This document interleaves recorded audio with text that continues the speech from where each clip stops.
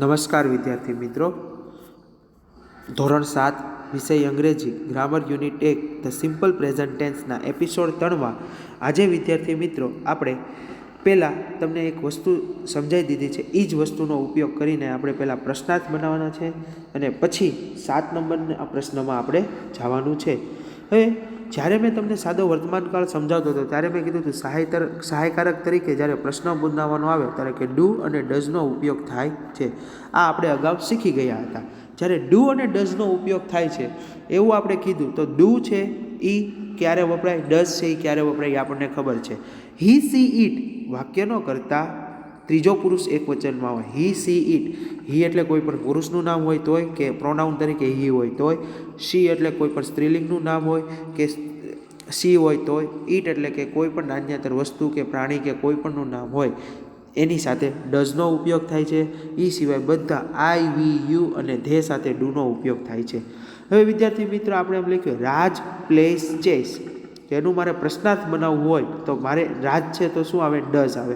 અને આપણને ખબર છે જ્યારે સાદો વર્તમાન કાળનો તમે શું બનાવો છો, પ્રશ્નાર્થ બનાવો તો ક્રિયાપદનું મૂળ રૂપ થઈ જાય છે. તો પ્લેસનું શું થઈ જાય, પ્લે. તો હવે જો ડઝ રાજ પ્લે ચેસ, શું રાજ ચેસ રમે છે? તો કે હા રમે છે, તો યસ કહેવાનું. બરાબર, તો યસ પછી રાજનું શું થઈ જાય, પ્રોનાઉન હી થઈ જાય તો હી. પ્લેનું શું થઈ જાય, પ્લેસ, કારણ કે હી સાથે ક્રિયાપદનું એસ કે ઈએસ વાળું રૂપ આવે. યસ હી પ્લેસ, ચેસનું ચેસ. અને એમએ નો લખવો હોય તો યસ, બરાબર, પછી હી અને ડઝ, યસ હી ડઝ. આ રીતે પણ તમે લખી શકો છો. હવે ના પાડવાની હોય, બરાબર, તો ના પાસે નો, રાજનો પ્રોનાઉન હી, ડઝનું શું થઈ જાય, ડઝ નોટ એટલે કે ડઝન્ટ લખવાનું, પછી ક્રિયાપદનું મૂળ રૂપ અને પછી ચેસ લખવાનું છે. No he doesn't play chess, no he doesn't એ પણ લખી શકો છો. હવે ડુ, ડુ ક્યારે આવે, આઈ, વી, યુ, ધે બહુવચનમાં કેમ આવે છે. Do the children read books, બરાબર. હવે એનો પ્રશ્નાર્થ બનાવવો હોય તો સહાયકારક તરીકે શું આવે તો કે do the children read books, તો કે યસ. બહુવચન છે, ધ ચિલ્ડ્રન છે એટલે એનો પ્રોનાઉન થઈ જાય ધે, વાક્યનું મૂળ રૂપ રીડ અને books to books, yes they read. અને એમ ન લખો હોય તો યસ ધે ડુ, બરાબર. અને ના પાડવી હોય તો no they don't read a books, do નોટનું ડોન્ટ રૂપ થઈ જાય છે. એ આપણે શીખી ગયા છીએ. અને નો ધે ડોન્ટ એ રીતે પણ લખી નાખીએ છીએ. હવે વિદ્યાર્થી મિત્રો આવો પ્રશ્ન નંબર 7 પેજ નંબર 12 ઉપર તમારે આમાંથી સમજીને પૂરું કરતું જવાનું છે. હવે આપણે ઉદાહરણ પ્રમાણે વાક્ય મૂકો. વી લર્ન ગુજરાતી, બરાબર, હિન્દી. કાઉસમાં શું આપ્યું છે, હિન્દી, એટલે ગુજરાતીની જગ્યાએ આપણે શું મેકવાનું છે, હિન્દી. પહેલાં આપણે શું કીધું, we do not learn Hindi. તો આનું શું થયું વિદ્યાર્થી મિત્રો, તો કે અહીંયા જે છે એ એનું શું થયું તો કે નકાર વાક્ય થયું. હવે જ્યારે આપણે ટેન્સ ભણ્યા ત્યારે તમને મેં નકાર સમજાવ્યું હતું, બરાબર, કે નકાર બનાવવા માટે ડુ સાથે નોટ અને ડઝ સાથે નોટનો ઉપયોગ થાય છે. તો ડુ નોટનું ટૂંકું રૂપ ડોન્ટ અને ડઝ નોટનું ડઝન્ટ થાય છે, બરાબર. એ રીતે પણ તમે બનાવી શકો છો. તો જો હવે હી સી ઈટ હોય તો ડઝ બેકવાનું અને હી સિવાય હોય તો આઈ, વી, યુ, ધે હોય તો ડુ બેકવાનું છે. તો વીનું વી એની સાથે શું આવશે, ડુ, પછી ડોન્ટ, લર્ન મૂળ રૂપ થઈ જશે, બરાબર, લર્ન હિન્દી. જાણે આઈ, વી, યુ, ધે ડુ હશે ત્યારે ક્રિયાપદમાં મૂળ રૂપ જ હશે. હી સી ઈટ ડઝ હશે, બરાબર, હી સી ઈટ અને ડઝનો ઉપયોગ એની સાથે ડઝનો ઉપયોગ આવશે એટલે મૂળ રૂપ તમારે કરવાનું આવશે. મિસિસ વ્યાસ ટીચીસ અસ ઇંગ્લિશ, ઇંગ્લિશની જગ્યાએ ગુજરાતી કરી નાખવાનું.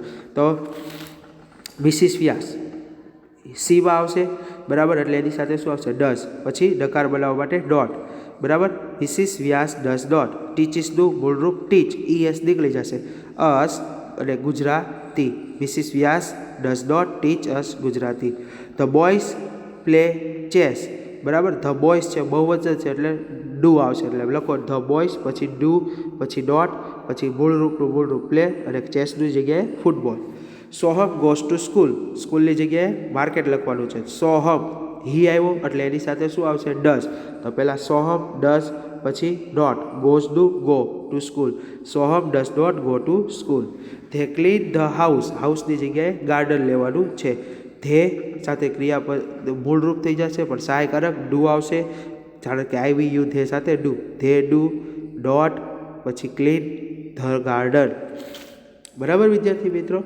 હવે આ ભૂલથી પ્રશ્નાર્થ લખાઈ ગયો છે, પણ ત્યાં પ્રશ્નાર્થ કરતા નહીં, પૂર્ણ વિરામ કરી નાખજો. They do not clean the garden. હવે તમે જોશો I go for a walk in the morning. તો ઇન ધ મોર્નિંગની જગ્યાએ ઇન ધ ઇવનિંગ લેવાનું છે. તો પહેલાં આઈ સાથે શું આવશે? ડુ કે ડસ? તો કે ડુ, પછી dot. I do not go for a walk in the evening. અહીંયા પણ ભૂલથી ક્વેશ્ચન માર્ક થઈ ગયો છે. એના ક્વેશ્ચન માર્ક એટલે ન કરતાં પૂર્ણ વિરામ કરજો.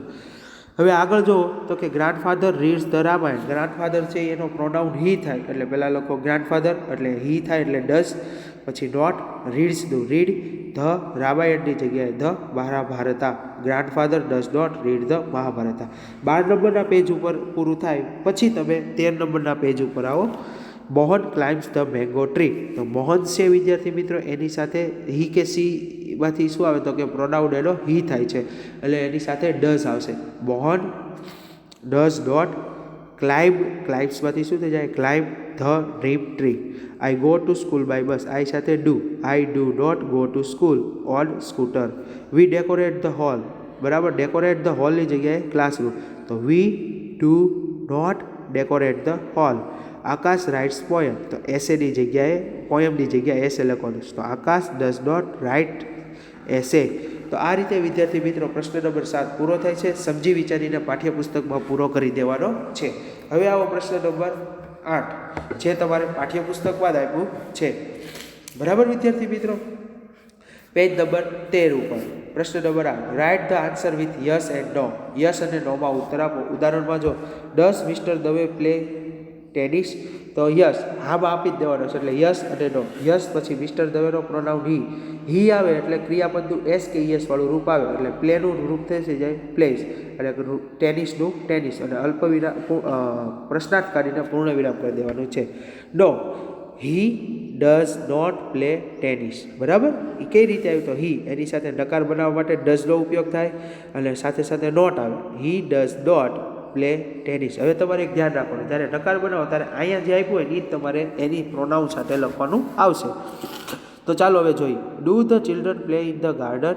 Do the children play in the garden? તો કે હા, તો પહેલાં યસ, પછી ધ ચિલ્ડ્રનનો pronoun they, play in the garden. બરાબર. નો, ધે પછી શું આવશે?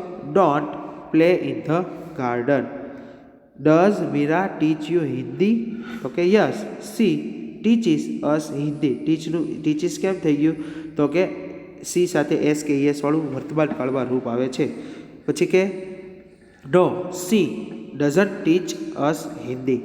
Do they go to the market? તો કે yes, they go to the market. કઈ રીતે? તો કે ધેનું they go to the market. પછી નો, ધે સાથે do not go to the market. આગળ જો 4 do we win the match? તો કે yes, we win the match. બરાબર. No, we do not win the match. Does Rashmi like this house? તો કે yes, રશ્મિનો pronoun she, likes the house. હવે she આવ્યું તો લાઇકને શું લાગશે? એસ. બરાબર. Yes, she likes this house. No, she doesn't like this house. No, she doesn't like this house. 6 do the girl skip? બરાબર. તો યસ, ધ ગર્લ્સ છે તો ધે લખો ધે, અને ધ ગર્લ્સ લખો ધ ગર્લ્સ પણ લખી શકો. Yes, they skip. No, they કે ધ ગર્લ્સ જે લખો. નો, ધે સાથે શું આવશે? Do not skip. હવે તમે આગળ જો does Mohan work on the farm? તો કે યસ, મોહનનો શું થઈ જાય? પ્રોનાઉન હી. વર્કનું શું થઈ જાય? એસ લાગી જાય એટલે works. He works on the farm. પછી ના પાડવાની, તો કે ના, he does not work on the farm. હવે વિદ્યાર્થી મિત્રો આવો પેજ નંબર 14 ઉપર 8મું. Does Mrs Shah sell notebooks? બરાબર. મિસિસ શાહ, તો પહેલાં યસમાં જવાબ આપવાનો. તો યસ, મિસિસ શાહનું પ્રોનાઉન સી, સેલનું સેલ્સ, અને નોટબુક્સનું notebook. Yes, she sells notebook. No, she doesn't sell notebooks. Do you watch English movie?